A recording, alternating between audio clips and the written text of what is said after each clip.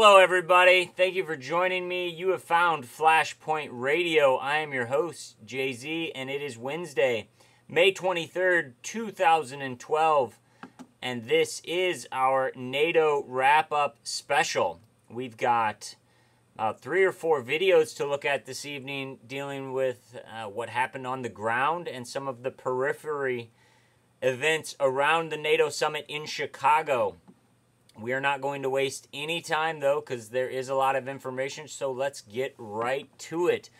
We will start with some of the surrounding events around NATO, where some arrests were made, domestic terror plots foiled, Molotov cocktails found. From the Digital Journal, questions arise as to police involvement in NATO terror. On Thursday, 11 people were arrested in 3 separate incidents last week in Chicago. Most of them were alleged to be terrorists, but almost all of them have been released. Among those still in jail, all have been linked to 2 alleged police informants, Mo and Gloves, and a 3rd police informant, Nadia. I found that bit of information from a Guardian article. We're all involved in all of these terrorist arrests. The arrest we went over a few days ago about the gentleman who was hosting some Occupy protesters at his apartment. His house was raided and his beer-making equipment, home brewing kit, was deemed terrorist materials, and they were deemed to be making Molotov cocktails, flaming projectiles. But the National Lawyers Guild has stepped up to defend all of these people, and Sarah Gelsomino of the National Lawyers Guild states that the alleged crimes were perpetrated by Chicago police officers, and the whole thing reeks of entrapment. Cook County State Attorney Anita Alvarez said, quote, "The men had been making Molotov cocktails out of empty beer bottles filled with gasoline and fitted with bandanas for fuses." That's a very specific description, and that sounds like there is no case, there is no trial. These men were doing this. That's a lot of facts to be thrown about by a state attorney, but, you know, they're not releasing any information and they're not answering questions about it because it's an ongoing investigation. Let's see if anything actually happens. Well, let's see how they deal with journalists, independent journalists. From The Guardian, Chicago police accused of targeting journalists covering anti-NATO protests. At least 4 journalists were arrested, and a group of independent live streamers were stopped on their way home. Luke Rudowski, who, if you've never been to wearechange.org or checked out their YouTube page, please do so. He's considered one of the godfathers of confrontational independent media, where he confronts globalists, elitists, politicians, all on his terms, and ask them real questions, which they usually never answer, and have him escorted off physically. But Luke Rudowski, Tim Pool, Jeff Shively, and 2 friends were driving to an apartment where they were staying, similar to the other gentlemen that were arrested. As they approached a stop sign, roughly a dozen police vehicles, marked and unmarked, reportedly surrounded the car with lights flashing. Using their cell phones, Pool and Rudowski activated their live stream feeds. So they caught live stream, and well, that live stream was posted to YouTube, and I am bringing it to you now. So this is police raiding Luke Rudowski and We Are Change journalist in Chicago. Hands, Nick! Hands! Fucking hands! We're being raided right now. For those that are watching, we are being raided by the CPD as we speak. What is this for, officers? What is this for? I'm unbuckling my seatbelt. We're gonna unlock it. I got stuff in my putting my phone in the pocket. Camera? Plug in there before. What's the location that you had the vehicle stopped? 5703. One by the police officers here. Tweeting it. We just got stopped by 12 police Luke and Dustin were cuffed together. We were handcuffed together, 12 police officers. That was all live stream. We got it.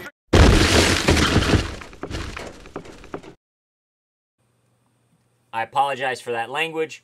That, of course, was yelled and spoken by an officer of the law, so they are the people to applaud for their decorum. They reportedly smashed all of their electronic equipment, external hard drives, erased files. The phone that they were taking this live stream from, it was actually erased. So there is no known footage other than the live stream that was compiled at ustream.com. So they destroyed all of their equipment and detained them, in my opinion, unconstitutionally. But, you know, who's to say what's unconstitutional anymore? Obviously not those that are afforded the rights, say a sovereign citizen. But let's see how the media wrapped it up. The mainstream media. Chicago police show a lighter hand in controlling anti-NATO demonstrations. The Guardian. There was no real violence. Peaceful protests Thursday, Friday, and Saturday. But Sunday at, of course, an anti-war march where soldiers threw their medals or ceremoniously gave their medals back to protest war crimes by our government, and most namely NATO, NATO and the United Nations and all these globalist organizations. After the anti-war march, the police decided to not allow the protesters to go south, therefore bottlenecking them in the middle of a street. And, well, we'll see video later, and you decide for yourself. But I thought it was very odd that this came at the anti-war march. They said, we'll let you protest anything else, but you protest this anti-war, and we'll bring you war. But this is even better. From Infowars.com, Chicago police score free White Sox tickets for exhibiting dramatic restraint during NATO Summit. Mayor Emanuel says sworn members of the CPD, Chicago Police Department, will be offered 2 complimentary tickets to one of 10 select White Sox game.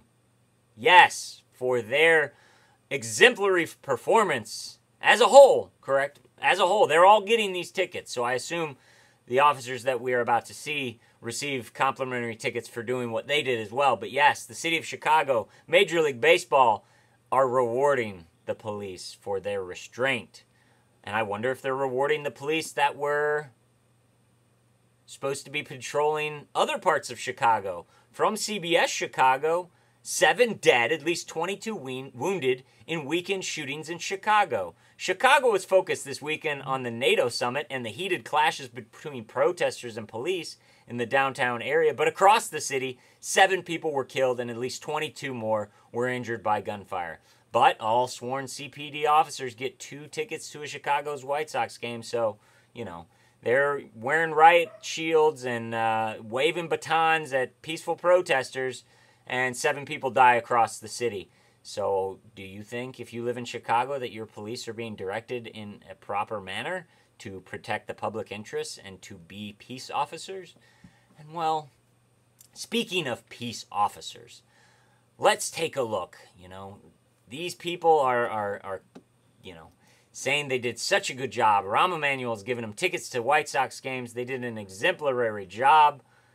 But let's see what we can see, and I want you to make the decision for you. This first video we're going to watch is from CNN with Don Lemon. And the video speaks for itself, but this is one clash from Sunday in Chicago. Some new video that is just into CNN.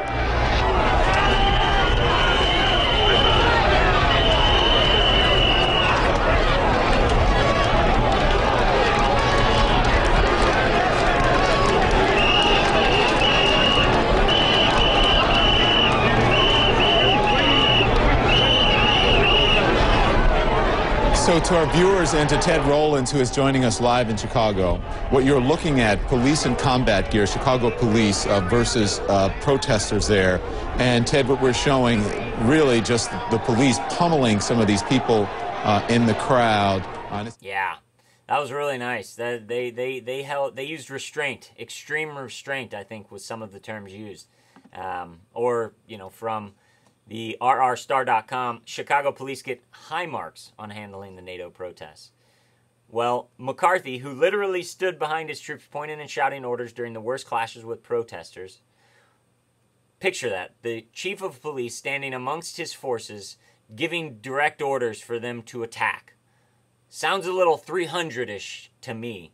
And, well, is this sound 300? From the same article, a full water bottle flew out of a crowd of protesters and into the phalanx of riot gear clad officers in front of the Art Institute of Chicago. So a full water bottle thrown at every outdoor concert since the history of outdoor concerts was thrown. In seconds, they had grabbed the man they thought was responsible, dragged him back across the street, and through their own front line of officers that opened up long enough for them to get by before closing ranks again. Picture that in your mind, okay? Someone throws a water bottle, 5 guys walk from this phalanx of armored policemen, grab this guy, drag him across the street back inside the group of policemen. Wow. Actually, we have video of something similar to that from Don Lemon as well. Let's go to this tape. But we are watching this because the violence really has escalated in the last couple of hours, as you can see there on your screen. We want to listen in. This is live from our affiliate WLS.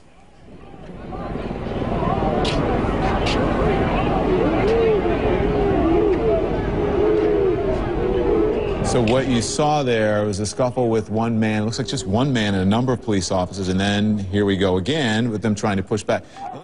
Wow, that was an old man. He seemed to be at least 50, and what did they do? They dragged him into a circle of police officers out of the view of the cameras. What did they do to him? I don't know, but I'm sure the police's version of the story is more plausible than the gentleman who was dragged down to the ground by police. I don't know. But then again, Futterman, who was speaking for the police department, said that video shot by protesters, observers, and the police department, and the many security cameras around the city might ultimately show what mistakes police made. Of course. Of course it does. And let's see one more video of some of the mistakes they made. And this is how they get people to push back so they can actually swing their batons. Beginning of this video, I want you to look to the left and look how much open ground is there.